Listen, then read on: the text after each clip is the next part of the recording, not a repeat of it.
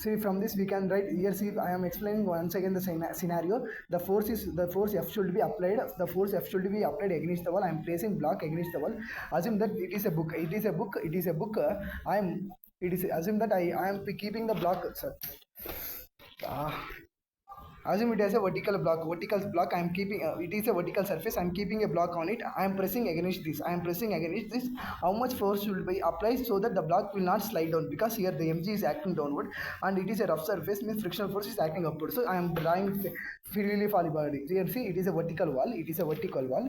It is a vertical wall, and I am applying force F in this direction. Normal force acting perpendicular to the body, and F limiting is here. Mg is acting downward. It causes a downward motion. To oppose this, the friction always act opposite direction. So Fl is acting upward direction. From this we can write, for the body to be equilibrium, the frictional force should be greater than or equal to mg downward force, so that the net force will be cancelled and will be above, so that the body will remain in relation. We know that the frictional force is equal to mu s into mg, mu s into normal force. Here normal force is not mg, it is F, because here the normal force is F, because normal force is balanced by applied force. So mu s into F is equal to mg. Here the minimum force should be applied, means F is greater than or equal to mu s. If they ask about minimum force, means F should be equal to mg by mu s. It is a minimum force should be applied so that the ball will not fall down.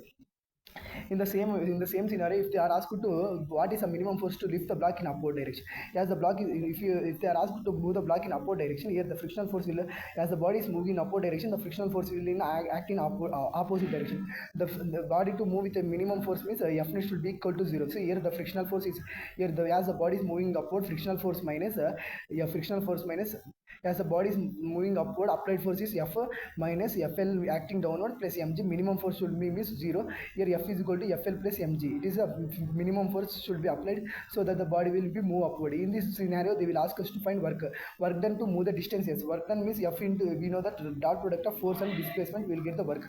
So here we got force, substituting the force with the displacement, we will get the work done. In this scenario, they may ask about the axle, they ask about the displacement, velocity, time, as in the equation of this. We have to find a net and substitute in this equation, and we will get the whatever they ask questions. Okay, next we will move on to the. See, same block. If the same block is placed here, it is a cylindrical drum rotating with a omega velocity. See, the same block is placed against the wall. Here, see, here the mr omega square radially act outwards, or this can be written mv square by r.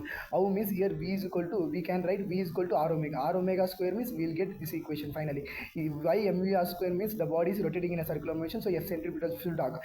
Here, see, the normal force will be perpendicular to the body. Fl is upward, mg is acting downward. From this we write Fl should be greater than or equal to mg.